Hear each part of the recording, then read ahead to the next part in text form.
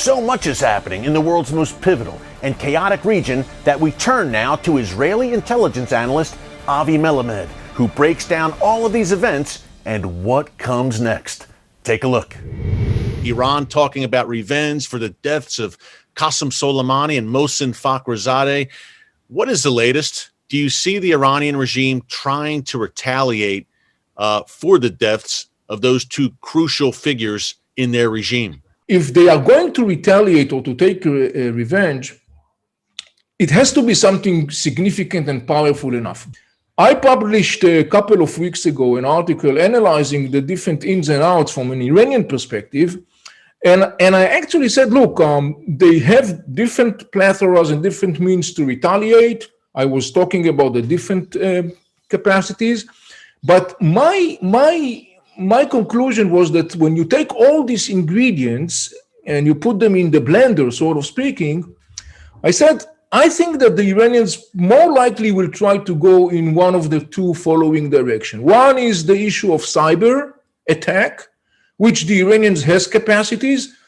Doing cyber attack is, on the one hand, can cause substantial damage if it's successful, but also it can, in a way, provide the Iranian an immune, because either if there is going to be a counter cyber attack, the Iranian could always, in a way, denies that, and so they will keep their face.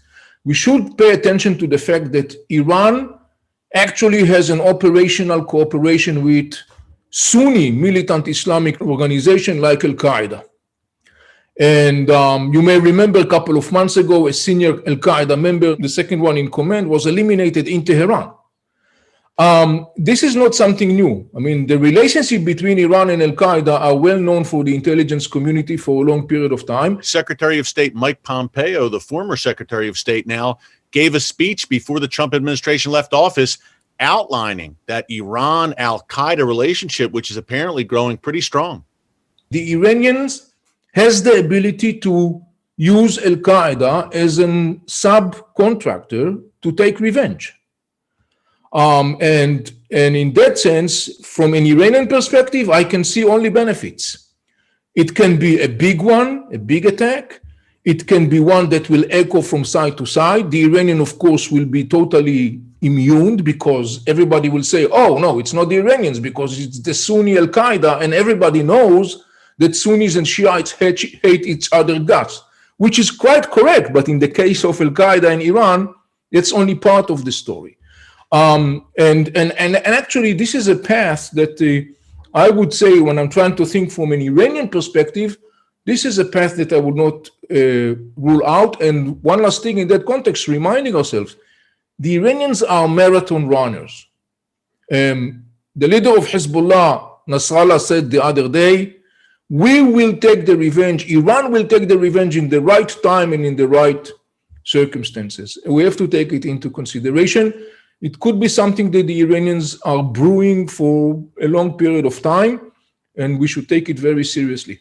Speaking of Iran's proxies and various ways in which they could, God forbid, attack Israel or U.S. interests in the region, the Houthis in Yemen and also these radical Shia militias in Iraq. Now, the Israel Defense Forces have expressed a lot of concerns about potential attacks coming from those Iranian proxies in Yemen and Iraq. How is that kind of a game changer as we move forward? Israel's geostrategic boundaries are not the one that you see on the map. Israel's geostrategic boundaries today are in the east, Iran, and in the south, Yemen. And the reason I'm saying that is that the common denominator is that both in Iran as well as in Yemen, and in addition to that, of course, in Iraq, in Syria, in Lebanon, and Gaza Strip, what Israel is facing today is an increasing, accumulating Iranian severe threat in the shape of massively armed Iranians proxies. You mentioned the Houthis in Yemen. We are all familiar with Hezbollah in Lebanon. There are Iraqi militias, Shiite Iraqi militias that are massively supported by the Iranians, and they are acting as their subcontractors. I'm not sure that many people in the West understand it, but what happened in the last couple of years is that Iran has built an army of terror of dozens of and thousands of militants scattered in different parts of the Middle East. They are massively armed with the newest weapons the Iranians can provide them with, and that presents a very significant challenge to the whole region. Tough to say, obviously. Things are just starting with the new administration, but how does this change the landscape of the Middle East right now? And how does the Iranian regime feel? Do they perhaps feel emboldened with the new administration coming in? Let me try to reflect to you how it's looked from the region. Let me start with the easiest thing. If you screen across the region, I'm talking about the major Arab states, the Gulf monarchies, Egypt, and I'm adding to that Israel. They are all one way or another intimidated by the Iranians' expansion.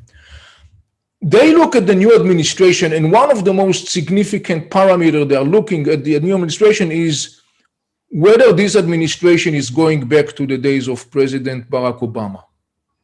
And there is a lot of concern among, as you can understand, Gulf states, Egypt, and Israel, that people in the environment of President Biden will be kind of like pushing towards more and more policy that resembles the policy of President Barack Obama.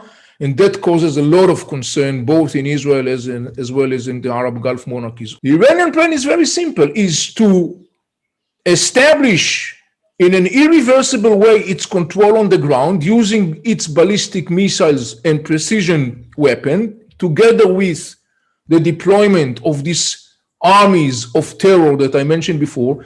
And when the time comes, they could continue and operate uninterrupted and unthreatened because there will be an Iranian nuclear umbrella.